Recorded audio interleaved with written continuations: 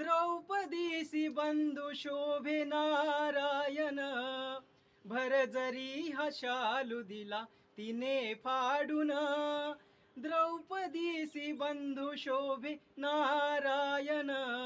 रामकृष्ण हरी माऊली. मित्रांनो, आज रक्षाबंधन, त्यानिमित्त तुम्हा सर्वांना हार्दिक अशा शुभेच्छा. मित्रांनो, भावा बहिणीचा अतूट नाट्याविषयी माहिती सांगणारा हा सण म्हणजेच रक्षाबंधन. परंतु आपण रक्षाबंधन का साजरी करतो, तर यामागे एक कथा आहे.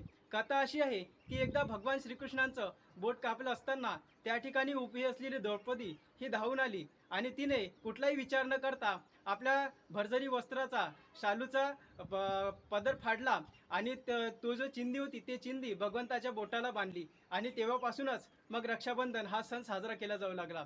भगवंताच्यासाठी धावून आलेली द्रौपदी, त्यावेळेस भगवंत तिला म्हणतात की माझ्यासाठी, माझ्या नात्यासाठी, या भावा बहिणीच्या नात्यासाठी तू धावून आली आणि तू कुठलाही विचार न करता हे चिंदी माझ्या भोवताला बांधली. त्यामुळेच पुढे भविष्यात तुला कधी जेव्हा गरज लागेल त्यावेळेस हा भाऊ तुझ्या मदतीला धावून येईल.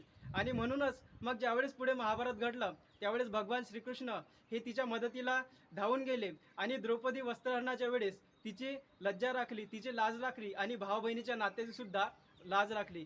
तेव्हा भावा बहिणीचं नातं सांगणारा हा रक्षाबंधन सण आणि त्याविषयीची ही कथा तुम्हाला माहीत होती का, हे कमेंट करून सांगा. आणि व्हिडिओ जर आवडला असेल तर व्हिडिओला लाईक करा, कमेंट करा, शेअर करा आणि फॉलो करा.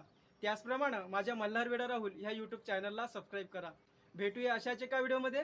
तोपर्यंत रामकृष्ण हरी.